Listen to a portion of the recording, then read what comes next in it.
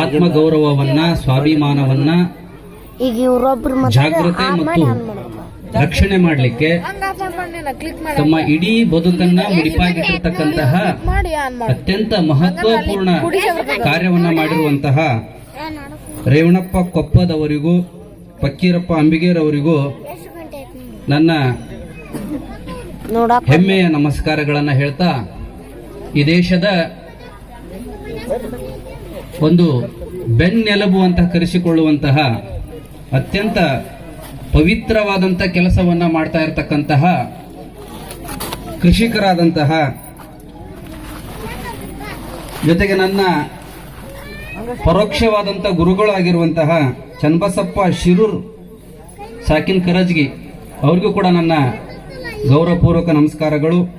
ಅದರ ಜೊತೆಗೆ ನಡೆದಾಡುವ ವಿಶ್ವಕೋಶ ಅಂತ ಅನ್ಬೋದು, ನೀವು ಒಂದು ವಿಶ್ವವಿದ್ಯಾಲಯನೇ ಅನ್ಬೋದು. ಅಷ್ಟೊಂದು ಮಾಹಿತಿಯನ್ನ ಸಾವಯವ ಕೃಷಿ ಬಗ್ಗೆ, ಸುಸ್ಥಿರ ಕೃಷಿ ಬಗ್ಗೆ, ರೈತರ ಅದ್ಭುತವಾದ ಬದುಕನ್ನ ಯಾವ ರೀತಿ ತಮ್ಮ ಖರ್ಚು ವೆಚ್ಚಗಳಿಲ್ಲದೆ ಅದ್ಭುತವಾದಂತಹ ಬದುಕನ್ನ ಕಟ್ಕೊಳ್ಬಹುದಂತಹ ಅತ್ಯಂತ ಅಗಾಧವಾದಂತಹ ಪಾಂಡಿತ್ಯವನ್ನ ಹೊತ್ಕೊಂಡು ಬಂದಿರತಕ್ಕಂತ ನಮ್ಮ ಇನ್ನೊಬ್ಬ ಗುರುಗಳಾಗಿರುವಂತಹ RV ಪಾಟೀಲ್ ಸುರೇಶ್ ಗೌಡ್ರ ಅವರಿಗೂ ಕೂಡ ನನ್ನ ಗೌರವಪೂರ್ವಕ ನಮಸ್ಕಾರಗಳನ್ನ ಹೇಳ್ತಾ, ವೇದಿಕೆಯ ಮುಂಭಾಗದಲ್ಲಿ ಆಸೀನಾಗಿರ್ತಕ್ಕಂತಹ ನನ್ನ ಎಲ್ಲ ಹಿರಿಯರು, ತಾಯಂದಿರು, ಮಾತಾ ಭಗಿನಿಯರು, ಸಹೋದರಿಯರು, ತಮ್ಮೆಲ್ಲರಿಗೂ ನನ್ನ ಗೌರವಪೂರ್ವಕ ನಮಸ್ಕಾರಗಳನ್ನ ಹೇಳಿ, ಬಂಧುಗಳೇ, 1857ರಲ್ಲಿ ದೇಶಕ್ಕೆ ಸ್ವಾತಂತ್ರ್ಯಕ್ಕೋಸ್ಕರ ಆ ಬ್ರಿಟಿಷರ ವಿರುದ್ಧ ಪ್ರಥಮ ಸ್ವಾತಂತ್ರ್ಯ ಸಂಗ್ರಾಮ ಏನಾಗ್ತದೆ, ಅದು ಬಹಳಷ್ಟು ಕಾರಣಾಂತರಗಳಿಂದ ವಿಫಲ ಆಗ್ತದೆ. ಯಾಕೆ ವಿಫಲ ಆಗ್ತದೆ ಅಂತ ಹೇಳಿದ್ರೆ, ಅವರಲ್ಲಿರ್ತಕ್ಕಂಥ ಸಂಘಟನೆ, ಅವರಲ್ಲಿರ್ತಕ್ಕಂಥ ಸಮನ್ವಯ, ಅವರಲ್ಲಿರ್ತಕ್ಕಂತಹ ಒಂದು ಗುರಿ ಸಾಧನೆಗಳು, ಯಾವುದೇ ರೀತಿಯ ಉದ್ದೇಶಗಳು ಮತ್ತು ಅವರಿಗೆ ಹಿನ್ನೆಲೆ ಒಬ್ಬ ಗುರುವಿನ ಇಲ್ಲದೆ ಇರುವಂತದ್ದು, ಇವೆಲ್ಲ ಸಮಸ್ಯೆಗಳಿಂದಾಗಿ ಆ ಒಂದು ಪ್ರಥಮ ಸ್ವಾತಂತ್ರ್ಯ ಸಂಗ್ರಾಮ ವಿಫಲ ಆಗ್ತದೆ. ಹಾಗಾಗಿ ಈ ರೀತಿ ವಿಫಲ ಆಗಬಾರ್ದು ಅಂತ ಹೇಳಿದ್ರೆ, ಯಾವ ರೀತಿಯಾಗಿ ನಾವು ನನ್ನ ದೇಶದ ಜನರನ್ನ ಸಂಘಟಿಸಬೇಕು. ಸ್ವಲ್ಪ ವಿದ್ಯಾರ್ಥಿಗಳು ತುಂಬಾ ಡಿಸ್ಟರ್ಬ್ ಮಾಡ್ತಾ ಇದ್ದಾರೆ, ಸಂಘಟಕರು ಅವ್ರ ಕಡೆ ಗಮನ ಕೊಡಬೇಕು. ಯಾಕಂದ್ರೆ ಕೇಳುವಂತವ್ರಿಗೆ ತೊಂದರೆ ಆಗ್ತದೆ. ಹಾಗಾಗಿ ನಾವು ಹೇಳೋ ವಿಷಯ ಅವರಿಗೆ ಬಹಳ ದೊಡ್ಡದಾಗ್ಬಿಡ್ತದೆ ಇದು. ಹಂಗಾಗಿ ಬೋರ್ ಹೊಡಿತದ ಅವ್ರಿಗೆ, ಇವೇನ್ ತಿಳಿತೀನಾತನಪ್ಪ ಅಂತೇಳಿ.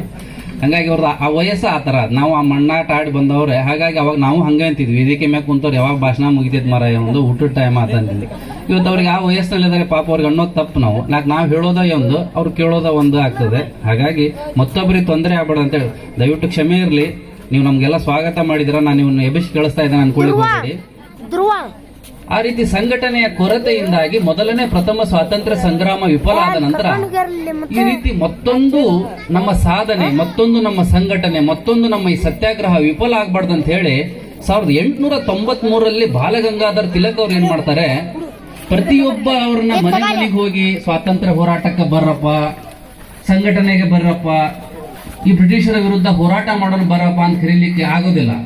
ಅವಾಗ ಇವತ್ತಿನ ರೀತಿಯಲ್ಲಿ ಸೋಷಿಯಲ್ ಮೀಡಿಯಾ ಅಂದ್ರೆ ಫೇಸ್ಬುಕ್, ವಾಟ್ಸಪ್, ಟೆಲಿಗ್ರಾಮ್ ತರ ಏನು ವ್ಯವಸ್ಥೆ ಇದ್ದಿದ್ದಿಲ್ಲ, ಪತ್ರಿಕೆಗಳು ಇದ್ದಿದ್ದಿಲ್ಲ, ಟಿವಿಗಳು ಇದ್ದಿದ್ದಿಲ್ಲ, ರೇಡಿಯೋಗಳು ಇದ್ದಿದ್ದಿಲ್ಲ. ಹಾಗಾದ್ರೆ ಅವ್ರನ್ನೆಲ್ಲ ಸಂಘಟನೆಗೆ ಕರೆಯೋದು ಹೇಗೆ? ಹಾಗಾದ್ರೆ ಅವ್ರನ್ನೆಲ್ಲ ಸ್ವಾತಂತ್ರ್ಯ ಚಳುವಳಿಯಲ್ಲಿ ಅವ್ರನ್ನ ಪಾಲ್ಗೊಳಿಸೋದು ಹೇಗೆ? ಅವಾಗ ಬಾಲಗಂಗಾಧರ್ ತಿಲಕ್ ಅವರು ಒಂದು ಕೆಲಸವನ್ನ ಮಾಡ್ತಾರೆ.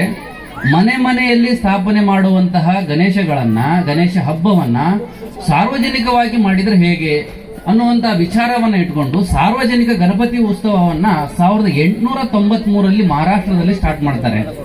ಆಗ ಸಾರ್ವಜನಿಕವಾಗಿ ಗಣೇಶಗಳನ್ನ ಬೀದಿಯಲ್ಲಿ ತಂದು ಕೂಡಿಸುವಂತ ಸಂದರ್ಭ ಬಂದಾಗ ಅಲ್ಲಿ ಪೂಜಾ ಕೈಂಕರ್ಯಗಳು, ಪಾಠ ಪ್ರವಚನಗಳು, ಸತ್ಸಂಗಗಳು, ಹೋಮ ಹವನಗಳು ಈ ರೀತಿ ನಡೆಯುವಂತ ಸಂದರ್ಭದಲ್ಲಿ ಈ ರೀತಿ ಸಾವಿರಾರು ಜನ ತಾಯಂದಿರು, ಹಿರಿಯರು, ಕಿರಿಯರು ಸೇರುವಂತ ಸಂದರ್ಭ ಬಂದಾಗ ಎಲ್ಲರೂ ಒಂದೇ ಬಾರಿ ಒಂದೇ ಜಾಗದಲ್ಲಿ ಇಷ್ಟೊಂದು ಸಾವಿರಾರು ಜನ ಸಿಕ್ಕಿರೋದನ್ನ ನೋಡಿ ಬಾಲಗಂಗಾಧರ್ ತಿಲಕರು ಖುಷಿಯಾಗಿ ಹೇಳ್ತಾರೆ, ಎಲ್ಲರೂ ನಮ್ಮ ಇವತ್ತೀಗ ಈ ಕಾರ್ಯಕ್ರಮಕ್ಕೆ ಜೋಡಿಸಿದಿರಲ್ಲ, ಕೈ ಜೋಡಿಸಿದರೆ ಯಾವ ರೀತಿ ನಾವು ಸ್ವಾತಂತ್ರ್ಯ ಹೋರಾಟಕ್ಕೆ, ಯಾವ ರೀತಿ ನಾವು ಸತ್ಯಾಗ್ರಹಕ್ಕೆ, ಯಾವ ರೀತಿ ಬ್ರಿಟಿಷರ ವಿರುದ್ಧ ಹೋರಾಟ ಮಾಡಲಿಕ್ಕೆ ಅನುಕೂಲ ಆಗ್ತದೆ ಅಂತ ಹೇಳಿ ತಮ್ಮೆಲ್ಲರನ್ನ ಸೇರಿಸಿ ಅಲ್ಲಿಂದ ಸ್ವಾತಂತ್ರ್ಯ ಚಳುವಳಿಗಳನ್ನ ಮಾಡಲಿಕ್ಕೆ ಅನುಕೂಲ ಆಗ್ತದೆ ಅಂತ ಹೇಳಿ 1893ರಲ್ಲಿ ಸಾರ್ವಜನಿಕ ಗಣೇಶ ಉತ್ಸವಗಳನ್ನ ಪ್ರಾರಂಭ ಮಾಡಿದ್ರು. ಇವತ್ತು ನಿಮ್ಮಲ್ಲಿ ಯಾಕೆ ಈ ವಿಷಯವನ್ನ ಹೇಳ್ತಾ ಇದ್ದೇನೆ ಅಂತ ಹೇಳಿದ್ರೆ, ಮ್ಯಾಗಿನ ಓಣಿಯವ್ರು ಕುಂದಿರ್ಸ್ಯಾರ್ರಿ ಅಂತೇಳಿ ನಾವು ಕುಂದಿರ್ಸೋದಲ್ಲ, ನಾವು ಕುಂದಿರ್ಸೇವ್ರಿ ಅಂತೇಳಿ ತಳಗಿನ ಓಣಿಯವ್ರು ಕುಂದಿರ್ಸುವಂತದ್ದಲ್ಲ. ಗಣೇಶ ಹಬ್ಬ ನಮ್ಮ ಮನೆಯೊಳಗಿರುವಂತದ್ದನ್ನ ಬೀದಿಗೆ ತಂದು ಸಾರ್ವಜನಿಕವಾಗಿ ಯಾಕೆ ಸ್ಥಾಪನೆ ಮಾಡಿದ್ರು ಅಂದ್ರೆ, ಇದಕ್ಕಿರ್ತಕ್ಕಂತಹ ಇತಿಹಾಸದ ಹಿನ್ನೆಲೆ ಹೇಗಿದೆ ಅದನ್ನ ಮುಂದುವರಿಸಿಕೊಂಡು ನಮ್ಮ ಪೀಳಿಗೆಗಳು ತುಂಬಾ ಅದ್ಭುತವಾಗಿ ಬರ್ತಾ ಇದ್ದಾರೆ. ಆದ್ರೆ ಯಾವ ರೀತಿ ಬರ್ತಾ ಇದ್ದಾರೆ? ಅಲ್ಲಿ ಗಣೇಶನ ಕಾಯುವ ನೆಪವನ್ನ ಮಾಡಿ ಇಸ್ಪೇಟ್ ಆಡುವಂಥದ್ದು, ಅಲ್ಲಿ ಜೂಜಾಡುವಂಥದ್ದು, ಗಣೇಶನ ವಿಸರ್ಜನೆ ಮಾಡುವಂತ ಸಂದರ್ಭದಲ್ಲಿ ಮದ್ಯವನ್ನ ಸೇವನೆ ಮಾಡಿ ಇಂಗ್ಲಿಷ್ ಪದಗಳಿಗೆ, ಇಂಗ್ಲಿಶಿನ ಹಾಡುಗಳಿಗೆ, ಇಂಗ್ಲಿಶಿನ ಸಂಗೀತಕ್ಕೆ ಮೈ ಮರೆತು ಕುಡಿದಿರ್ತಕ್ಕಂಥ ನಿಶೆಯೆಲ್ಲವೂ ಖಾಲಿ ಆಗುವ ಹಾಗೆ ಕುಣಿಯುವಂತಹ ವ್ಯವಸ್ಥೆ ಇತ್ತು. ಅಂತ ವ್ಯವಸ್ಥೆಯನ್ನು ನಾವು ನೋಡಿದ್ದೇವೆ ಕೂಡ. ಆದ್ರೆ ಅದೆಲ್ಲವನ್ನ ಬದಿಗಿಟ್ಟು ನಮ್ಮ ದೇಶದ ಇತಿಹಾಸ, ನಮ್ಮ ದೇಶದ ಪರಂಪರೆ, ನಮ್ಮ ದೇಶದ ಸಂಸ್ಕೃತಿ ಇವನ್ನೆಲ್ಲವನ್ನ ನಾವು ಮುಂದುವರಿಸಿಕೊಂಡು ಹೋಗ್ಬೇಕಂತಕ್ಕಂತಹ ಪರಿಕಲ್ಪನೆಯನ್ನ ಏನಿಟ್ಟುಕೊಂಡು ಇವತ್ತು ಗೇರುಗುಡ್ಡ ಬಸಾಪುರ ಗ್ರಾಮದ ಯುವಕರು ಎಂತೆಂತ ಅದ್ಭುತವಾದಂತಹ ಈ ಕಾರ್ಯಕ್ರಮವನ್ನು ತಮ್ಮ ಮುಂದೆ ಪ್ರಸ್ತುತಪಡಿಸಿ, ದೇಶ ಕಾಯುವಂತಹ ರೈತರು, ದೇಶಕ್ಕೆ ಅನ್ನ ನೀಡುವಂತಹ ಸೈನಿಕರು, ದೇಶಕ್ಕೆ ಅನ್ನ ನೀಡುವಂತಹ ರೈತರನ್ನ ಕರೆಸಿ ಅವರಿಗೆ ಸನ್ಮಾನವನ್ನ ಮಾಡಿ ಅವರಿಂದ ಏನೇನು ಸಮಾಜಕ್ಕೆ ಕೊಡಲಿಕ್ಕೆ ಸಾಧ್ಯ ಆಗ್ತದೆ ಅಂತಕ್ಕಂತಹ ಅದ್ಭುತವಾದ ಈ ಪರಿಕಲ್ಪನೆಯನ್ನು ಇಟ್ಕೊಂಡಿದ್ದಾರಲ್ಲ. ಹಾಗಾಗಿ ಮೊದಲನೇದಾಗಿ ಇಡೀ ಗ್ರಾಮದ ಸಮಸ್ತ ಹಿರಿಯರಿಗೆ ಅವರಿಗೆ ಮಾರ್ಗದರ್ಶನ ಮಾಡ್ತಾ ಇದ್ದೀರಾ. ನಿಮಗೂ ಕೂಡ ನನ್ನ ಗೌರವಪೂರ್ವಕ ನಮನಗಳನ್ನು ಹೇಳ್ತಾ, ಈ ಅದ್ಭುತವಾದಂತಹ ಈ ಪರಿಕಲ್ಪನೆಯನ್ನ ಇಟ್ಕೊಂಡಿರ್ತಕ್ಕಂಥ ಈ ಸಂಘದವರಿಗೆ ಕೂಡ ನನ್ನ ಮತ್ತೊಂದು ಸಲ ನಾನು ನಮನಗಳನ್ನು ಹೇಳ್ತೇನೆ. ಆಗಲೇ ಸನ್ಮಾನ ಸಮಾರಂಭದ ಸಂದರ್ಭದಲ್ಲಿ ನಾನು ಸಂಘಟಕರಿಗೆ ಹೇಳಿದೆ, ನೀವು ಮೊದಲನೇದಾಗಿ ಸೈನಿಕರಿಗೆ ಸನ್ಮಾನ ಮಾಡಿ ಸರಿ ಇದೆ, ಯಾಕಂದ್ರೆ ಅವ್ರು ಯಾರು ಅಂತ ಹೇಳಿ ಇಡೀ ಜಗತ್ತಿಗೆ ಗೊತ್ತದೆ. ಅವ್ರದ್ದಾದ ನಂತರ ನಮಗ್ ಸನ್ಮಾನ ಮಾಡ್ತಿರಲ್ಲ, ನಾವ್ ಯಾರು ಅಂತ ಹೇಳಿ ನಿಮಗ್ ಗೊತ್ತಿರ್ಬೋದು, ಅದು ಬಂದಿರತಕ್ಕಂತ ಎಲ್ಲ ತಾಯಂದ್ರಿಗೆ ಹಿರಿಯರಿಗೆ ಗೊತ್ತಿಲ್ಲ. ಹಾಗಾಗಿ ಸುಮ್ನೆ ಬಂದಾರ ಅವ್ರಿಗೆ ಯಾಕೆ ಮಾಲಿ ಶಾಲೆ ಹಾಕಾಕತ್ತಿರಪ್ಪ ಅನ್ನೋಂಗ್ ಆಗ್ತದೆ. ಹಾಗಾಗಿ ನಮಗ್ ಮಾತಾಡ್ಲಿಕ್ಕೂ ಅಥವಾ ನಮ್ ಕೆಲಸಕ್ಕೆ ಏನಂತ ನಮ್ ಕೆಲಸ ಕೊಡಿ, ನಮ್ ಕೆಲಸ ಮುಗಿದ ನಂತರ ನಮ್ಗೆ ಸನ್ಮಾನ ಮಾಡಿ ಅಂದೆ ನಾನು. ಯಾಕಂದ್ರೆ ನಾ ಯಾರಂತ ನಿಮ್ಗೆ ಗೊತ್ತಿಲ್ಲ, ಸಂಘಟಕರಿಗೆ ಗೊತ್ತಿರ್ಬೋದು. ಹಾಗಾಗಿ ಹೇಳ್ದ, ಇಲ್ಲ ಸರ್ ನಾವು ಒಂದ್ಸಲ ಪ್ಲಾನಿಂಗ್ ಮಾಡ್ಕೊಂಡಿದ್ದೇವೆ, ಒಂದ್ ಬಾರಿ ಎಲ್ಲರೂ ಮಾಡಿಬಿಡ್ತೇವೆ ಅಂತ ಹೇಳಿದ್ರು. ಅಡ್ಡಿಲ್ಲ, ಮಾಡಿ ಮುಗಿಸಿ ಅಂತ ಹೇಳಿದೆ. ಹಾಗಾಗಿ ನಾನು ಯಾರಂತ ತಮ್ಮ ಮುಂದೆ ಹೇಳ್ಬೇಕಾಗ್ತದೆ. ನನ್ನ ಹೆಸರು ಬಸವರಾಜ್ ಈರಯ್ಯ ನಡುವಿನ ಮನಿ, ಉತ್ತರ ಕನ್ನಡ ಜಿಲ್ಲೆಯ ಮುಂಡಗೋಡು ತಾಲೂಕಿನ ಒಂದು ಸಣ್ಣ ಹಳ್ಳಿಯಿಂದ ಬಂದಿರತಕ್ಕಂಥವನು. ನಮಗೂ ಕೂಡ ಎಲ್ಲರ ತರ ಹುಚ್ಚಿತ್ತು, ಕಾಕಿ ಡ್ರೆಸ್ ಹಾಕ್ಬೇಕು, ಪೊಲೀಸ್ ಇಲಾಖೆಗೆ ಹೋಗ್ಬೇಕು ಅಂತ ಹೇಳಿ. ಯಾಕಂದ್ರೆ ಇವತ್ತು ಹೆಂಗಾಗ್ಬಿಟ್ಟೈತೆ ಅಂತ ತಾಯಿ ಅಂದ್ರೆ ಕುಂತೀರ, 300 ಎಕರೆ ಹೊಲ ಆಯ್ತಂದ್ರೆ ಹೆಣ್ಣು ಕೊಡಲ್ಲ, ನೌಕರಿ ಇದ್ರೆ ಹೆಣ್ಣು ಕೊಡ್ತೀರಿ. ಹಂಗಾಗಿ ಹೆಣ್ಣು ಕೊಡೋ ಸಂಬಂಧ ನೌಕರಿ ತಗೊಳ್ಳೋಣಪ್ಪ, ಹೆಣ್ಣಿನ ಸಂಬಂಧ ನೌಕರಿ ತಗೊಳ್ಳೋಣ ಅಂತೇಳಿ ನಾವು ಕಾಕಿ ಡ್ರೆಸ್ ಹಾಕೊಳ್ಳೋಣ ಅಂತೇಳಿ ಕಷ್ಟಪಟ್ಟು ಓದಿದ್ವಿ. ದುರಾದೃಷ್ಟ, ನಂದು police sub inspector final list ಒಳಗಾಗಲಿಲ್ಲ. ನಾನು ಫಿಸಿಕಲ್ ಪಾಸ್ ಆದೆ, ಎಕ್ಸಾಮ್ ಪಾಸ್ ಆದೆ, ಮೆಡಿಕಲ್ ಪಾಸ್ ಆದೆ, ಡಾಕ್ಯುಮೆಂಟ್ಸ್ ವೆರಿಫಿಕೇಶನ್ ಒಳಗೂ ಕ್ಲಿಯರ್ ಆಯ್ತು, ಇಂಟರ್ವ್ಯೂ ಕೊಟ್ಟು ಬಂದೆ ಬೆಂಗಳೂರಿಗೆ. ಫೈನಲ್ ಲಿಸ್ಟ್ ಒಳಗೆ ನಂದು ಆಗಲಿಲ್ಲ. ಹಾಗಾಗಿ ಏನ್ ಮಾಡೋದು ಅಂತ ಹೇಳಿ ವಾಪಸ್ ಕೃಷಿಗೆ ಬರೋಣ ಅಂತ ಹೇಳಿ ನಾನು ಕೃಷಿಗೆ ಬಂದ್ಕೊಂಡು ನಾನು ಇವತ್ತು ಕೃಷಿ ಕೆಲಸವನ್ನ ಮಾಡ್ತಾ ಇದ್ದೇನೆ. 2 ರಾಜ್ಯ ಪ್ರಶಸ್ತಿ, 6 ಜಿಲ್ಲಾ ಪ್ರಶಸ್ತಿಗಳನ್ನಾಗಿದ್ದಾವೆ. ನಂದು ಸಮಗ್ರ ಕೃಷಿಯನ್ನ ಮಾಡ್ತಾ ಇದ್ದೇನೆ. ಇಡೀ ಉತ್ತರ ಕನ್ನಡ ಜಿಲ್ಲೆ ಮತ್ತು ಇವತ್ತು ನಮ್ದು ಕೂಡು ಕುಟುಂಬ, ನಮ್ಮ ಎಲ್ಲ ದೊಡ್ಡವ್ವ, ಚಿಕ್ಕವ್ವ, ಸಣ್ಣವ್ವ, ಅಕ್ಕ, ಅತ್ತಿಗೆ, ನಾದ್ನಿ, ಮೈದ್ನ, ಅತ್ತಿಗೆ, ಈ ತರ ಮಕ್ಕಳು, ಮರಿಮಕ್ಕಳು ಅಂತೇಳಿ ನಮ್ಮ ದೊಡ್ಡ ಕುಟುಂಬ. 1998ರವರೆಗೆ ನಾವು ಅತಿ ದೊಡ್ಡ ಭತ್ತದ ಬೆಳೆಗಾರರಾಗಿದ್ವಿ. ಈಗ ನಾವು ಹಂತವಾಗಿ ಅಡಿಕೆ ಬೆಳೆಗಾರರಾಗಿದ್ದೇವೆ. ನಮ್ಮ ಜಿಲ್ಲೆಯೊಳಗೆ ಅಥವಾ ನಮ್ಮ ರಾಜ್ಯದೊಳಗೆ ಅಂದ್ರೂ ತೊಂದರೆ ಇಲ್ಲ. ಇವತ್ತಿನ ಡೇಟಿಗೆ, ನಾಳೆ ಮತ್ತೆ ಯಾರಾದ್ರೂ ಆಗ್ಬೋದು ಗೊತ್ತಿಲ್ಲ ನನಗೆ, ಆದ್ರೆ ಇವತ್ತಿನ ಡೇಟಿಗೆ ಅತಿ ದೊಡ್ಡ ಅಡಿಕೆ ಬೆಳೆಗಾರರು ನಾವಿದ್ದೇವೆ. ನಿಮ್ಮೆಲ್ಲರ ಆಶೀರ್ವಾದದಿಂದ ಇವತ್ತು ಒಳ್ಳೆ ರೀತಿಯ ಫಸಲನ್ನು ಬೆಳೀತಾ ಇದ್ದೇವೆ. ಹಾಗಾಗಿ ಒಬ್ಬ ರೈತನಿಗೆ ನೀವು ಇಲ್ಲಿ ಕರೆಸಿ ಮಾತಾಡಲಿಕ್ಕೆ ಅವಕಾಶ ಕೊಟ್ಟಿರಿ. ಹಾಗಾಗಿ ನಾನು ಮತ್ತೊಮ್ಮೆ ತಮ್ಮೆಲ್ಲರಿಗೆ ವಂದಿಸ್ತಾ ಇದ್ದೇನೆ. ಯಾಕೆ ಈ ವಿಷಯನ ತಮ್ಮ ಮುಂದೆ ಈ ಧಾರ್ಮಿಕ ಕಾರ್ಯಕ್ರಮದಲ್ಲಿ ನಾನು ಪ್ರಸ್ತಾಪ ಮಾಡ್ತಾ ಇದ್ದೇನೆ ಅಂತ ಹೇಳಿದ್ರೆ, ಬಂಧುಗಳೇ, ನಮ್ಮ ದೇಶದ ಪರಂಪರೆ, ನಮ್ಮ ದೇಶದ ಇತಿಹಾಸ, ನಮ್ಮ ದೇಶದ ಹಿನ್ನೆಲೆ ಈ ತರ ಇದೆ. ಒಂದು ಬಾರಿ ಏನಾಗ್ತದೆ, ಕುರುಕ್ಷೇತ್ರ ಯುದ್ಧ ಆದ ನಂತರ ಎಲ್ಲರೂ ಸತ್ತಿರ್ತಾರೆ. ನರಕಕ್ಕೆ ಹೋಗೋರು ನರಕಕ್ಕೆ ಹೋಗಿರ್ತಾರೆ, ಸ್ವರ್ಗಕ್ಕೆ ಹೋಗೋರು ಸ್ವರ್ಗಕ್ಕೆ ಹೋಗಿರ್ತಾರೆ. ಸ್ವಲ್ಪ ದಾನ ಶೂರ ಧರ್ಮದ ಕಾರ್ಯಗಳನ್ನ ಮಾಡಿರ್ತಕ್ಕಂತಹ ಕರ್ಣ ಸ್ವರ್ಗಕ್ಕೆ ಹೋಗಿರ್ತಾನೆ. ಒಂದ್ ಬಾರಿ ಏನ್ ಅನ್ಸುತ್ತೆ ಅವನ್ಗೆ, ಮನುಷ್ಯ ರೂಪದಲ್ಲಿದ್ದಿರ್ತಕ್ಕಂಥ ಕರ್ಣ ಸ್ವರ್ಗಕ್ಕೆ ಹೋದ ನಂತರ ಭೂಲೋಕದಲ್ಲಿರ್ತಕ್ಕಂತಹ ಇದ್ದಾಗ ನಾವೆಲ್ಲ ಯಾವ ರೀತಿ ಅನ್ನ ಆಹಾರಗಳನ್ನ ಸೇವನೆ ಮಾಡ್ತಿದ್ವಲ್ಲ, ಆ ರೀತಿ ನನಗೆ ಭೂಲೋಕದಲ್ಲಿ ಸಿಗುವಂತ ಅನ್ನವನ್ನ, ಆ ರೀತಿ ಊಟವನ್ನ ತಿನ್ನುವಂತ ಆಸೆ ಆಗಿದೆ, ದಯವಿಟ್ಟು ನನಗೆ ಆ ರೀತಿ ಊಟದ ವ್ಯವಸ್ಥೆ ಮಾಡಿ ಅಂತ ಹೇಳಿ ಇಂದ್ರನಿಗೆ ಕೇಳ್ತಾನೆ. ನಿಮ್ಗೆಲ್ಲ ಗೊತ್ತಿರ್ಬೋದು, ನಾವೆಲ್ಲ ಸಿನಿಮಾದಲ್ಲಿ ಧಾರಾವಾಹಿ ಎಲ್ಲ ನೋಡಿರ್ಬೋದು. ಅದು ಸ್ವರ್ಗ, ದೇವಲೋಕ. ಅಲ್ಲಿ ಅನ್ನ, ಸಾಂಬಾರ್, ಮುಳುಗಾಯಿ ಪಲ್ಯ, ಗೋಧಿ ಹುಗ್ಗಿ, ಶಾಂಡಿಗೆ, ಹಪ್ಪಳ, ಉಪ್ಪಿನಕಾಯಿ ಏನು ಸಿಗಲ್ಲ, ಬರೀ ಹಣ್ಣು ಹಂಪ್ಲ ಈ ತರ ಸಿಗುವಂತ ಅದನ್ನೆಲ್ಲ ತಿಂದು ಅವ್ನ ನಾಲ್ಗೆ ಜಿಡ್ಡಾಗಿರ್ತದೆ. ಆಗೋದಿಲ್ಲ, ಇಲ್ಲಿ ಏನ್ ಸಿಕ್ಕರು ಸ್ವರ್ಗದಲ್ಲಿ ಇದೇ ಸಿಗೋದು ಅಂತ ಹೇಳಿ ಎಷ್ಟೋ ರಿಕ್ವೆಸ್ಟ್ ಮಾಡ್ಕೊಂತಾನೆ. ಆದ್ರೆ ಲಾಸ್ಟಿಗೆ ಒಂದು ಬಾರಿ ಇಂದ್ರ ಅವ್ನಿಗೆ ಹೇಳ್ತಾನೆ, ನಿನ್ನ ಈ ತೋರ್ ಬೆರಳು ಏನಿದೆ ಅಲ್ಲ, ಈ ಬೆರಳು, ಆ ತೋರ್ ಬೆರಳನ್ನ ಒಂದು ಬಾರಿ ನಿನ್ನ ಬಾಯಲ್ಲಿ ಹಾಕಿ ಸೀಪು, ಅವಾಗ ನಿನ್ನ ಆಸೆ ಎಲ್ಲ ಈಡೇರ್ತದೆ ಅಂತ ಹೇಳ್ತಾನ ಅವ. ಸರಿ, ಹಾಗಾದ್ರೆ ಕರ್ಣ ಏನ್ ಮಾಡ್ತಾನೆ, ಒಂದು ಬಾರಿ ತನ್ನ ಬಾಯಲ್ಲಿ ಆ ತೋರ್ ಬೆರಳನ್ನು ಹಾಕಿ ಸೀಪ್ತಾನೆ. ಅವನಿಗೆ ಸೇಮ್ ಟು ಸೇಮ್ ಯಾವ ರೀತಿ ಭೂಲೋಕದಲ್ಲಿದ್ದಾಗ ಅನ್ನ, ಸಾಂಬಾರು, ಗೋಧಿ ಹುಗ್ಗಿ, ಮುಳಗಾಯಿ ಪಲ್ಯ, ಸೌತಿಕಾಯಿ ಪಲ್ಯ, ಚಟ್ನಿ, ಉಪ್ಪಿನಕಾಯಿ, ಹಪ್ಪಳ ಯಾವ್ದಾವ್ ತಿಂತೇವಲ್ಲ ನಾವು, ನೀವೆಲ್ಲರೂ ಕುಟ್ಕೊಂಡು ಊಟ ಮಾಡ್ತೇವಲ್ಲ, ಸೀಗೂನಿ ಹೋದ ಹೊಲ್ದಾಗ ಊಟ ಮಾಡ್ತೇವಲ್ಲ, ಆ ರೀತಿಯ ಅನುಭವ ಅವನಿಗೆ ಆಗ್ತದೆ. ಆಶ್ಚರ್ಯ ಆಗ್ತದೆ ಅವನಿಗೆ.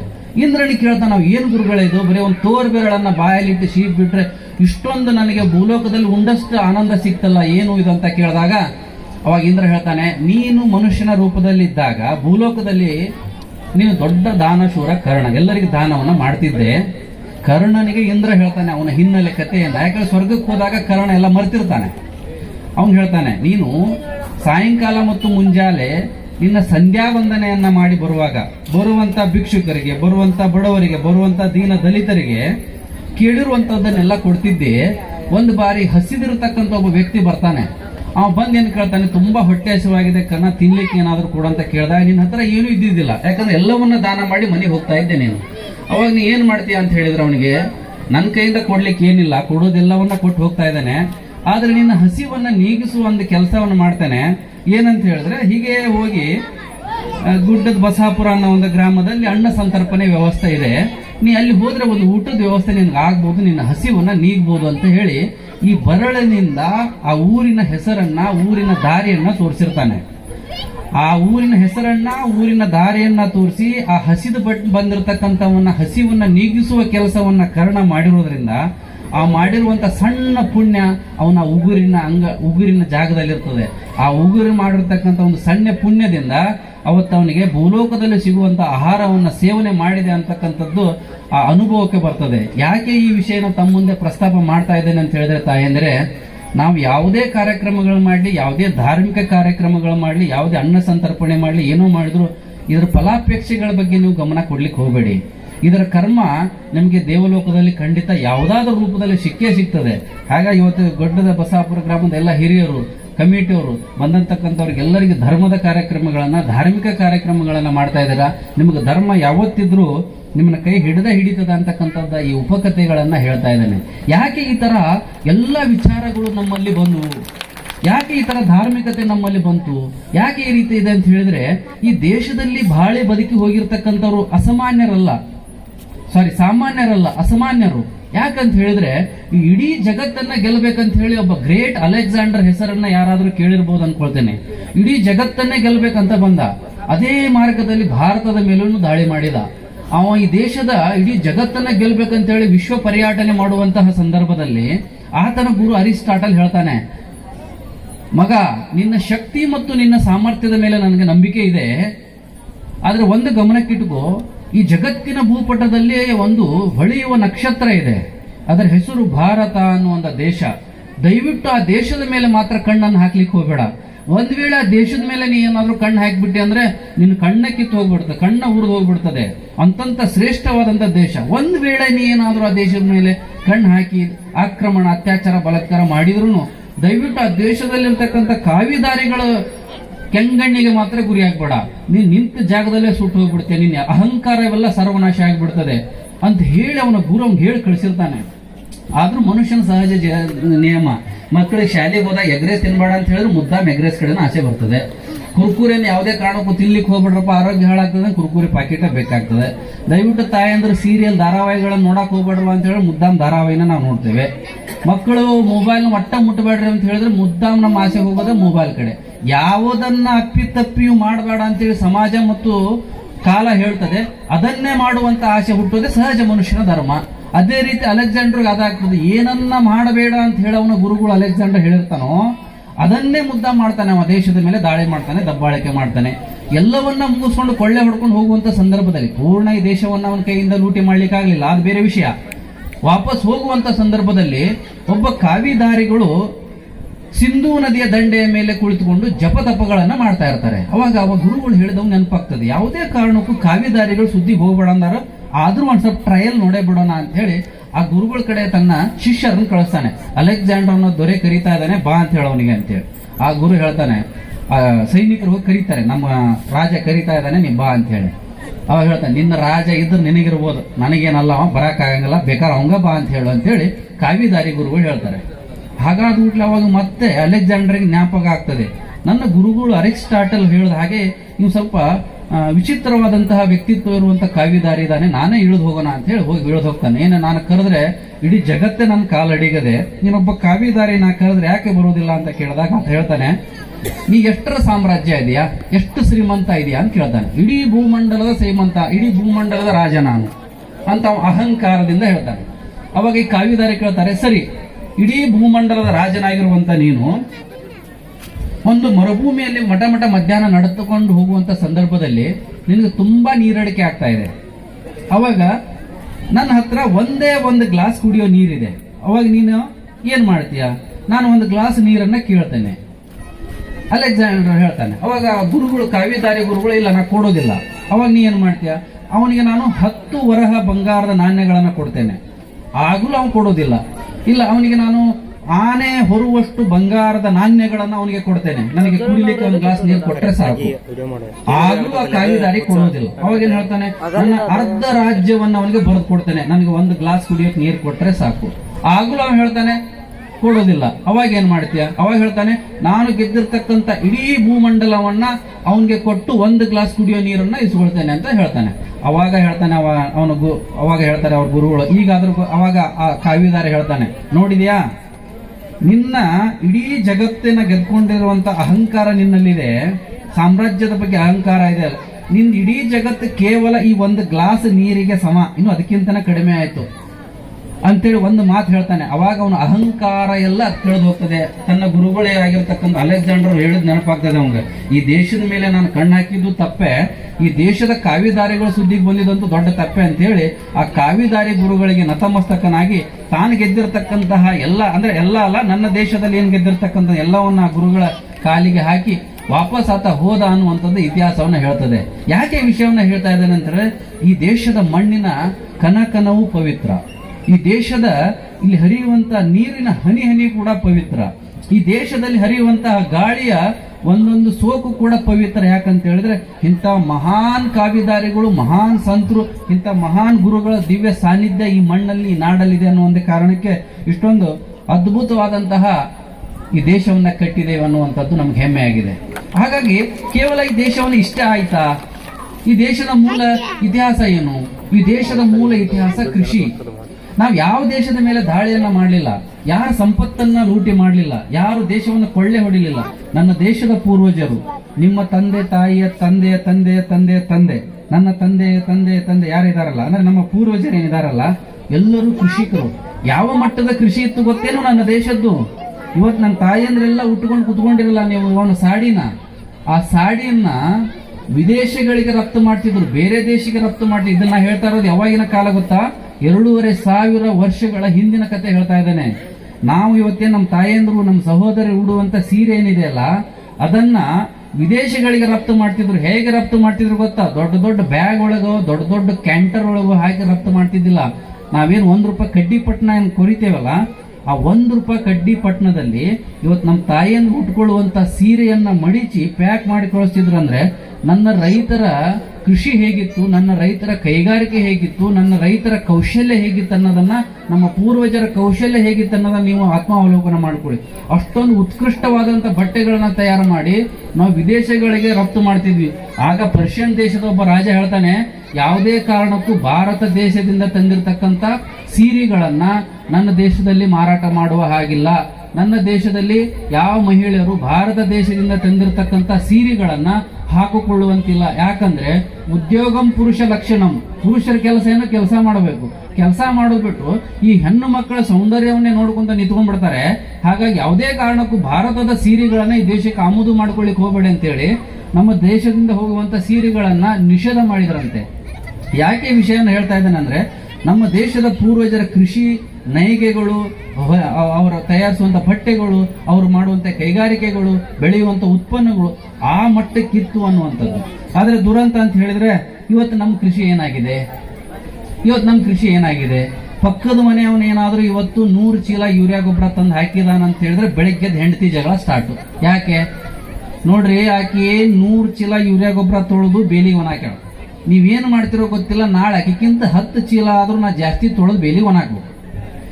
ಯಾಕಂತ ಹೇಳಿದ್ರೆ ರಾಸಾಯನಿಕವನ್ನ ಎಷ್ಟು ಬಳಸ್ತಾ ಇದ್ದಾವ ಅಂತ ಹೇಳಿದ್ರೆ, ಇವತ್ತು ಅವ 100 ಕ್ವಿಂಟಲ್ ಹತ್ತಿ ಬೆಳೆದಿದ್ದಾನೋ, 100 ಕ್ವಿಂಟಲ್ ಅವ ಮೆಕ್ಕೆಜೋಳ ಬೆಳೆದಿದ್ದಾನೋ, 100 ಕ್ವಿಂಟಲ್ ಕಬ್ಬು ಬೆಳೆದಿದ್ದಾನೋ ಗೊತ್ತಿಲ್ಲ, ನಾನು ಮುಂದಿನ ವರ್ಷ ಅವನಕ್ಕಿಂತ 1000 ಕ್ವಿಂಟಲ್ ಜಾಸ್ತಿ ಬೆಳಿಬೇಕು. ಸರಿ, ಹೇಗೆ ಬೆಳೆಯೋದು? ಅತಿಯಾದ ರಾಸಾಯನಿಕಗಳನ್ನು ತರೋದು ಭೂಮಿಗೆ ಹಾಕೋದು, ಅತಿಯಾದ ರಾಸಾಯನಿಕಗಳನ್ನ ತರೋದು ಭೂಮಿಗೆ ಹಾಕೋದು. ನಿಮಗೆ ನೆನಪಿರ್ಲಿ, ನೀವೇನ್ ತೆಳಗಡೆ ಕುಂತೀರ, ನಾವೇನಿಗೆ ಕುಂತಿದ್ದೇವಲ್ಲ, ಈ ಮಣ್ಣು ರೆಡಿ ಆಗ್ಲಿಕ್ಕೆ, 1 ಇಂಚ್ ಮಣ್ಣು ರೆಡಿ ಆಗ್ಲಿಕ್ಕೆ 300 ರಿಂದ 500 ವರ್ಷ ಬೇಕು. 300 ರಿಂದ 500 ವರ್ಷ 1 ಇಂಚ್ ಮಣ್ಣು ರೆಡಿ ಆಗ್ಲಿಕ್ಕೆ. ಅದೇ ಮಣ್ಣನ್ನ ಮರುಭೂಮಿ ಮಾಡ್ಲಿಕ್ಕೆ, ಉಸುಕು ಮಾಡಿ ಹಾಳು ಮಾಡಬೇಕು ಅಂತ ಹೇಳಿದ್ರೆ 30 ರಿಂದ 40 ವರ್ಷ ಇದೇ ರೀತಿಯ ನೀವು ಯೂರಿಯಾ ಗೊಬ್ಬರವನ್ನ, ರಾಸಾಯನಿಕಗಳನ್ನ ನಿರಂತರವಾಗಿ ಬಳಸಿದ್ರೆ 300 ರಿಂದ 500 ವರ್ಷ ಆಗ್ಲಿಕ್ಕೆ ತಗೊಂಡಿರುವಂತ ಸಮಯ ಕೇವಲ 30 ರಿಂದ 40 ವರ್ಷದೊಳಗೆ ನಿಮ್ಮ ಭೂಮಿ ಹಾಳಾಗಿ ಹೋಗ್ತದೆ. ಯಾವ ಮಟ್ಟಕ್ಕೆ ಹಾಳಾಗ್ತದೆ ಗೊತ್ತಾ? ಹೆಣ ಹುಗ್ಯಾಕು ಲಾಯಕ್ಕಿಲ್ಲ ಹಾಳಾಗ್ತದೆ. ನಿಮ್ ಗಮನಕ್ಕಿರ್ಲಿ, ಹೆಣ ಹುಗ್ಯಾಕು ಲಾಯಕ್ಕಿಲ್ಲ ಅಂದ್ರೆ ಹೇಗೆ? ನೀವು ಹೊಲಕ್ಕೆ ಹೋಗುವಂತ ನಿಮ್ಮ ಹೊಲಗಳು, ನಿಮ್ಮ ಮನೆಯಲ್ಲಿ ನಿಮ್ಮ ಹಿತ್ತಲಲ್ಲಿ ಇರ್ತಕ್ಕಂಥ ಭೂಮಿ ಫಲವತ್ತಾಗಿ ಐತೋ ಇಲ್ಲೋ, ಒಳ್ಳೇದ ಕೆಟ್ಟದ್ದನಂತ ನೀವು ಸರಳವಾಗಿ ತಿಳ್ಕೊಳ್ಬಹುದು. ಹೊಲಕ್ಕೆ ಹೋಗುವಾಗ ರಸ್ತೆದಾಗ ದನಗಳು ಒಂದು ಹೊಂತಲ ಸೆಗಣಿ ಹಾಕಿರ್ತಾವೆ. ಆ ಸೆಗಣಿಯನ್ನು ತಗೊಂಡು ನಿಮ್ಮ ಹೊಲ ಒಗಿರಿ. 3 ದಿನ ಆಗಿ ಬಂದಿಂದ ಹೊಲ್ದಾಗಿನ ಸೆಗಣಿ ಇರಬಾರ್ದು. ಅಂದ್ರೆ ಏನಾಗಿರ್ಬೇಕು, ಅಲ್ಲಿರ್ತಕ್ಕಂಥ ಕ್ರಿಮಿ ಕೀಟಗಳು ಆ ಸೆಗಣಿನ ತಿಂದು ಮಣ್ಣಾಗಿ ಪರಿವರ್ತನೆ ಮಾಡಬೇಕು. ನಾವು 3 ದಿನದ ಹಿಂದೆ ಒಗೆದಿರ್ತಕ್ಕಂಥ ಸೆಗಣಿ ಗುಂಪಿ ಮಣ್ಣಾಗಿ ಪರಿವರ್ತನೆ ಆಗಿತ್ತಂದ್ರೆ ತಿಳ್ಕೊರಿ, ನಿಮ್ಮ ಹೊಲ ಅತ್ಯಂತ ಆರೋಗ್ಯಕರವಾಗಿದೆ ಅಂತ ಅರ್ಥ. ಒಂದು ವೇಳೆ 3 ದಿನ ಆದ್ರೂ ನೀವು ಹೊಲದಾಗ ಹೋಗಿರುವಂತ ಸೆಗಣಿ ಹಂಗ ಇತ್ತಪ್ಪ, ಒಣಿಗಿ ಕುಳ್ಳಗತಿಯಾಗಿ ಹಂಗ ಇತ್ತಂದ್ರೆ ತಿಳ್ಕೊಂಡ್ಬಿಡ್ರಿ, ಅದು ಉಳುಮೆ ಮಾಡಕ್ ಅಷ್ಟ ಅಲ್ಲ, ಹೆಣ ಹೋಗ್ಯಾಕು ಲಾಯಕ್ಕಿಲ್ಲ ಅಂತ ತಿಳ್ಕೊರಿ. ಯಾಕಂದ್ರೆ ಒಂದು ವೇಳೆ ನೀವು ಅಲ್ಲಿ ಹೆಣ ಹೋಗಿದ್ರು ಆ ಹೆಣವನ್ನ ತಿನ್ನುವಂತ ಕ್ರಿಮಿ ಕೀಟಗಳೇ ಇರೋದಿಲ್ಲ. ಹೆಂಗ್ ಹೋಗಿದ್ರು ಹೆಣ ಹಂಗ ಉಳಿತದ. ಹಂಗಾಗಿ ಇವತ್ತು ಭೂಮಿ ನಾವೆಲ್ಲವ ಹಾಳು ಮಾಡ್ತಾ ಇದ್ದೇವೆ. ಹಾಗಾಗಿ ಬಂಧುಗಳೇ, ತಮ್ಮಲ್ಲಿ ನಾವು ವಿನಂತಿ ಮಾಡ್ಕೊಳ್ಳೋದೇನಂತ ಹೇಳಿದ್ರೆ, ಆದಷ್ಟು ಸಾವಯವ ಕೃಷಿಗೆ ಸಾವಯವ ಕೃಷಿಯನ್ನ ನಾವೆಲ್ಲ ಅಡಾಪ್ಟ್ ಮಾಡ್ಕೊಳ್ಳೇಬೇಕು.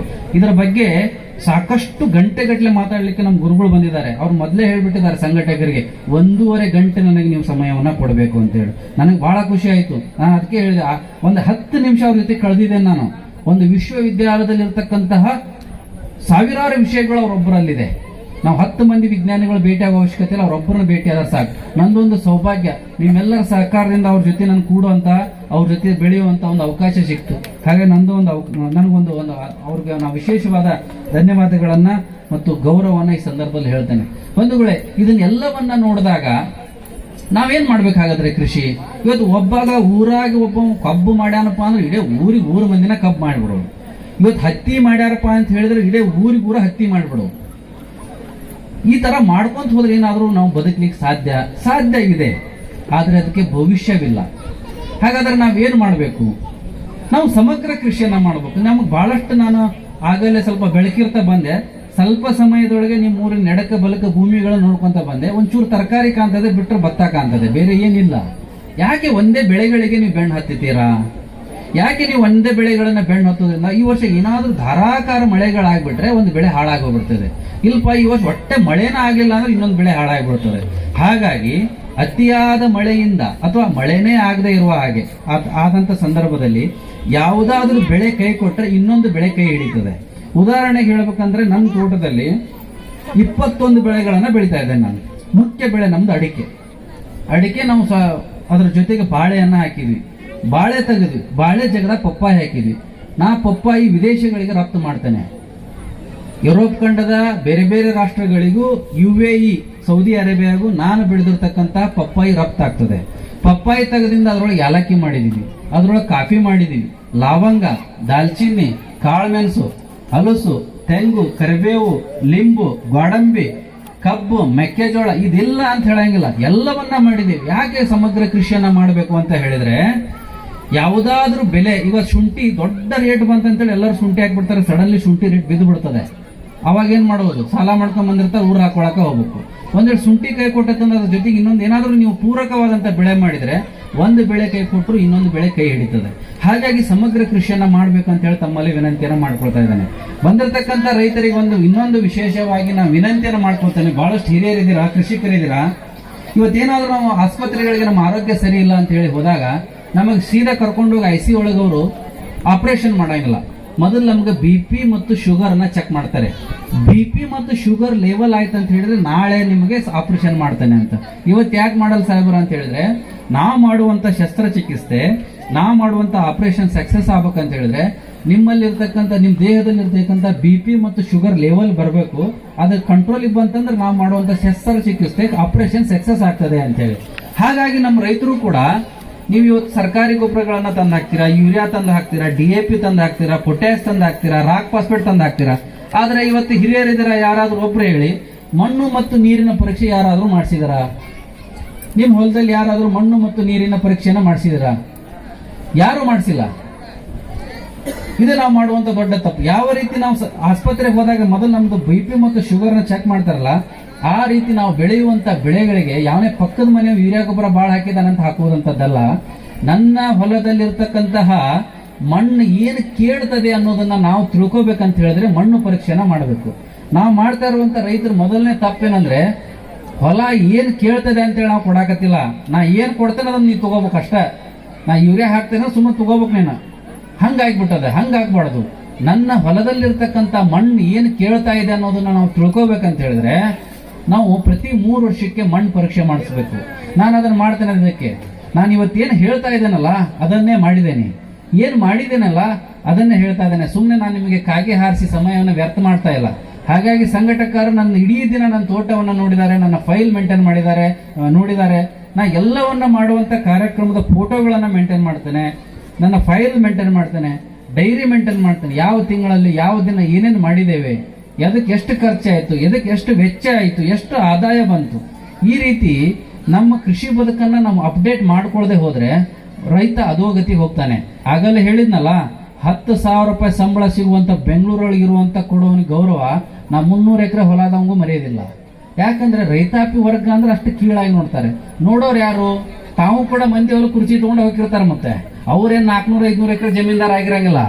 ಅವರು ಮತ್ತೆ ಹಿಂಗ್ ನಮ್ಮನ್ಯಾಕ ಹೆಂಗ್ ನೋಡ್ತೀರಿ ಅಂತ ಹೇಳಿದ್ರೆ, ನಾನು ನನ್ನ ಗಂಡ ಅಂತ ಕುರ್ಚಿಗೆ ಹಿಡಿದು ಹಾಳಾದಿವ್ರಿ, ನಾಳೆ ನಮ್ಮ ಮಕ್ಕಳು ಹಂಗ ಆಗ್ಬಾರ್ದಲ್ರಿ, ಅದಕ್ಕೆ ನೌಕರಿದವ್ನು ಕೊಡಾಕತ್ತೇನೆ ಅಂತ ಹೇಳ್ತಾರೆ.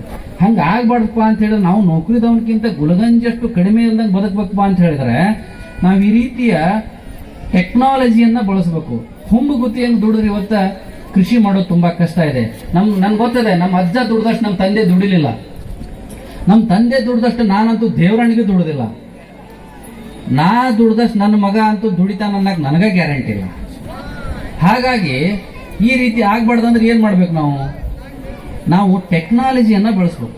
ಮೊದಲೆಲ್ಲ ನೀವು ಹೈನೀರ್, ನಮ್ಮ ತಂದೆ ಹೈನೀರ್ ಮಾಡ್ತಿದ್ದ, ನಮ್ಮ ಅಜ್ಜ ಹೈನೀರ್ ಮಾಡ್ತಿದ್ದ, ನಮ್ಮ ಅಪ್ಪಗಳು ಬಂದು ಸ್ಪ್ರಿಂಕ್ಲರ್ ಜೆಟ್ಗಳು ಬಂದು, ಇವತ್ತು ನಾವು ಬಂದ್ವಿ ಇಸ್ರೇಲ್ ಮಾದರಿಯ ಕೃಷಿ ಪದ್ಧತಿಯನ್ನ ತಂದು ಗಿಡಕ್ಕೆ ಹನಿ ಹನಿ ಮುಖಾಂತರ ಬೀಳುವಂತಹ ಹನಿ ನೀರಾವರಿ ಬಂತು, ಅಂದ್ರೆ ಡ್ರಿಪ್ ಇರಿಗೇಷನ್ ಬಂತು. ಇನ್ನು ಮುಂದೆ ನಮ್ಮ ಮಕ್ಕಳ ಕಾಲಕ್ಕೆ ಇನ್ನೂ ಟೆಕ್ನಾಲಜಿ ಬೇರೆ ಬೇರೆ ಬರ್ಬೋದು. ಈ ರೀತಿ ವಿಜ್ಞಾನ ಮತ್ತು ತಂತ್ರಜ್ಞಾನವನ್ನ, ಟೆಕ್ನಾಲಜಿಯನ್ನ ನಾವು ಎಲ್ಲಿಯವರೆಗೆ ನಾವು ಅಳವಡಿಸ್ಕೊಂತೇವೆ ಅಷ್ಟು ನಮಗೆ ಕೃಷಿ ಹಗುರಾಗ್ತಾ ಹೋಗ್ತದೆ, ಆದಾಯ ದ್ವಿಗುಣಗೊಳ್ತಾ ಹೋಗ್ತದೆ. ಯಾವಾಗ ಆದಾಯ ಜಾಸ್ತಿ ಆಗ್ತದೆ ನಿಮಗೆ ಕೃಷಿ ಮಾಡಕ್ ಮನಸ್ಸಿಗೆ ಬರ್ತದೆ. ಇಲ್ಲಿಲ್ಲ ನೀವು ಹಾಕಿರೋ ಬಂಡವಾಳಕ್ಕೆ ಹೊಳ್ಳಿ ಏನು ಬರ್ಲಿಲ್ಲ ಅಂದ್ರೆ ಇದ್ರ ಅವನು ಕೃಷಿ ಎಷ್ಟು ಮಾಡಿದ್ರೆ ಅಷ್ಟೇ ಬಿಡ್ಲಿ ಅಂತ ಹೇಳಿ ಕೃಷಿ ಕಡೆ ಆಸಕ್ತಿ ಕಡಿಮೆ ಆಗ್ತದೆ. ಇದು ಯಾವ ರೀತಿ ಆಗ್ಬಾರ್ದಪ್ಪ ಅಂತ ಹೇಳಿದ್ರೆ ಮಣ್ಣು ಪರೀಕ್ಷೆಯನ್ನ ಮಾಡಿಸ್ಬೇಕು. ಮಣ್ಣು ಪರೀಕ್ಷೆ ಮಾಡಿ ಮಣ್ಣು ಏನು ಕೇಳ್ತದ ಅನ್ನೋದನ್ನ ಆಧಾರದ ಮೇಲೆ ನಾವು ಸರ್ಕಾರಿ ಗೊಬ್ಬರನೋ ಸಗಣಿ ಗೊಬ್ಬರನೋ ಮತ್ತೊಂದು ಕೊಡಿ. ಹಂಗಂತೇಳಿ ನಾವು ಎಲ್ಲ ಸಾವಯವದಿಂದ ಮಾಡ್ತೇನೆ ಅಂದ್ರೆ ನನ್ನ ತಿಳಿದ್ರ ಮಟ್ಟಿಗೆ ಸಾಧ್ಯ ಇಲ್ಲ ಅಂತ ಹೇಳ್ತೇನೆ. ಯಾಕಂತ ಹೇಳಿದ್ರೆ ಒಂದು ಮಣ್ಣು 16 ಮೈಕ್ರೋ ನ್ಯೂಟ್ರಿಯೆಂಟ್ ಅನ್ನ ಕೇಳ್ತದೆ. ನಾವು ಬೆಳೆಯುವಂತ ಮಣ್ಣು 16 ಮೈಕ್ರೋ ನ್ಯೂಟ್ರಿಯೆಂಟ್ ಕೇಳ್ತದೆ. ನಾ ಎಲ್ಲವೂ ಸಾವಯವದಾಗ ಮಾಡ್ತೇನ್ರಿ, ನಾ ಆಕಳ ಕಟ್ಟೇನಿ, ಗೋಮೂತ್ರ ಹಾಕ್ತೇನಿ, ಗೋವಿನ ಸಗಣಿಗಳನ್ನ ಹಾಕ್ತೇನೆ ಅಂತ ಹೇಳಿದ್ರೆ ಆ ಮಣ್ಣು ಕೇಳುವಂತ 16 ಮೈಕ್ರೋ ನ್ಯೂಟ್ರಿಯೆಂಟ್ಗಳು ಸಗಣಿ ಒಳಗಿಲ್ಲ. ಒಂದೆರಡನ್ನಾದ್ರೂ ನಾವು ಹೊರಗಡೆಯಿಂದ ತರಬೇಕಾಗ್ತದೆ. ಇಲ್ರಿ ನಾ ಪೂರ ರಾಸಾಯನಿಕ ಮಾಡವ, ನಾವು ನನ್ನ ಕಡೆ ಸಿಕ್ಕಾಪಟ್ಟಿ ರೊಕ್ಕ ಐತಿ, ನಾ ರಾಸಾಯನಿಕ ಗೊಬ್ಬರ ತಂದು ಹಾಕವ ಅಂತೇಳಿ ನೀವು ಯಥೇಚ್ಛವಾಗಿ ಯೂರಿಯಾ ಗೊಬ್ಬರನೋ DAP ಗೊಬ್ಬರನೋ ಪೊಟ್ಯಾಶ್ ಗೊಬ್ಬರನೋ ಈ ತರ ಎಲ್ಲವನ್ನು ತಂದು ಹಾಕಿದ್ರು ಆ ಮಣ್ಣಿಗೆ ಅದು ಕೇಳೋ ಅವಶ್ಯಕತೆ ಇರೋದಿಲ್ಲ. ಹಂಗಾಗಿ ಅದು ಏನು ಕೇಳ್ತೈತಿ ಅನ್ನೋದನ್ನ ತಿಳ್ಕೊಂಡು ಮಣ್ಣು ಪರೀಕ್ಷೆಯನ್ನ ಮಾಡಿ ಅದರ ಆಧಾರದ ಮೇಲೆ ನೀವು ಕೃಷಿ ಬದುಕನ್ನ ಮಾಡಿದ್ರೆ ಏನಾದ್ರೂ ಒಂದ್ ಸ್ವಲ್ಪ ನಿಮ್ ಮುಖದಲ್ಲಿ ನಗು ಅನ್ನೋದಿರ್ತದೆ, ರೈತರ ಬದುಕು ಅತ್ಯಂತ ಉತ್ಕೃಷ್ಟವಾಗಿ ಬೆಳೀತದೆ ಅಂತಕ್ಕಂಥದ್ದನ್ನ ಈ ಸಂದರ್ಭದಲ್ಲಿ ಹೇಳಲಿಕ್ಕೆ ಬಯಸ್ತೇನೆ. ಅದರ ಜೊತೆಗೆ ಬಂಧುಗಳನ್ನ ಸಮಗ್ರ ಕೃಷಿ ಬಗ್ಗೆ ಹೇಳಿದೆ. ನಾ ಯಾಕೆ ಇಷ್ಟೊಂದು ಬೆಳೆಗಳನ್ನ ಬೆಳೀತಾ ಇದ್ದೇನೆ ಅಂತ ಹೇಳಿದ್ರೆ, ಈ ವರ್ಷ ಅತಿಯಾದ ಮಳೆಯಿಂದಾಗಿ ನಮ್ಮ ಕಡೆ ಇರತಕ್ಕಂಥ ಮೆಕ್ಕೆಜೋಳಗಳೆಲ್ಲವೂ ಹಾಳಾದವು. ಆದ್ರೆ ಕಬ್ಬು ನಮ್ಮನ್ನು ಕಾಪಾಡ್ತು ಮಳೆ ಜಾಸ್ತಿ ಆಗಿ.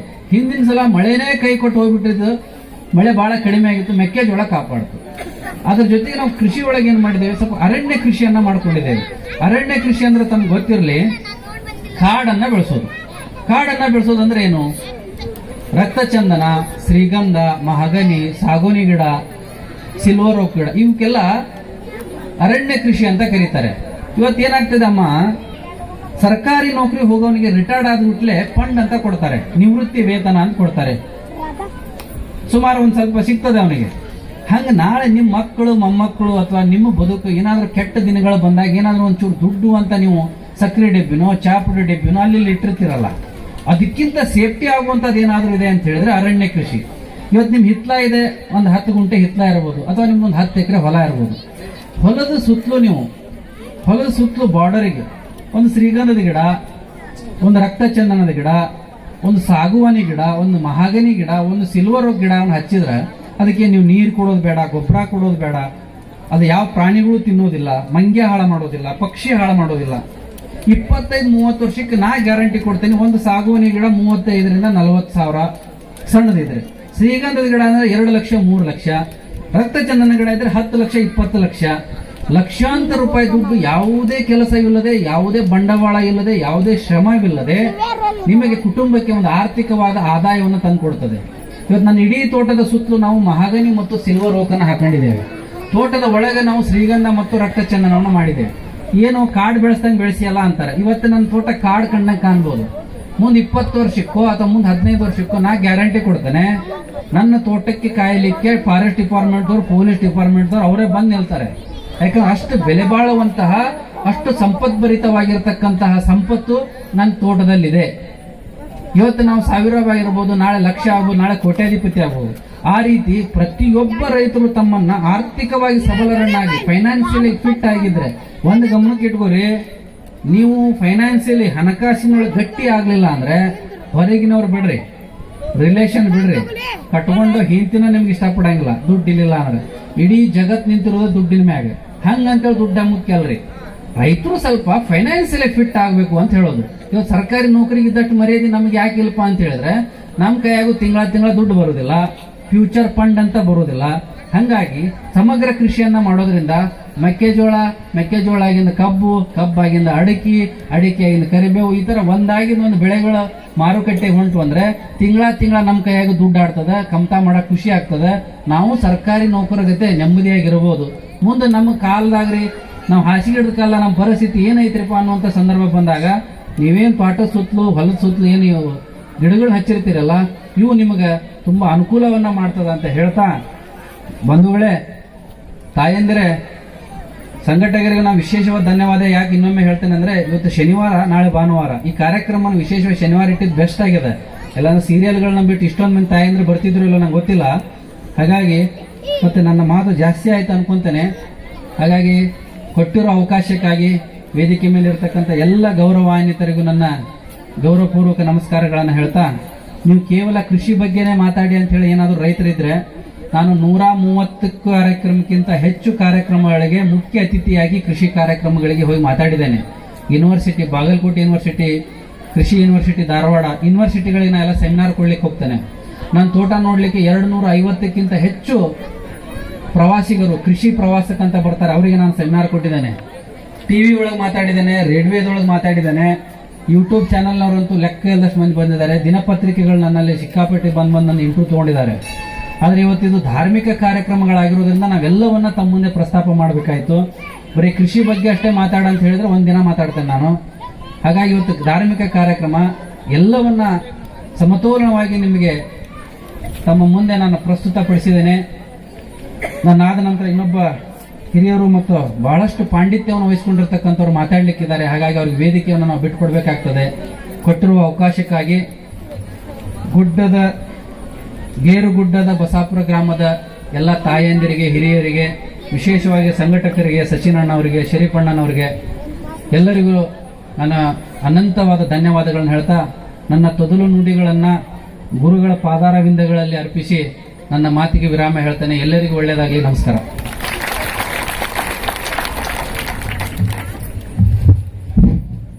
ಸ್ನೇಹಿತರೆ, ಒಬ್ಬ ಕವಿ ಹೇಳ್ತಾನೆ, ಪ್ರಪಂಚದಲ್ಲಿ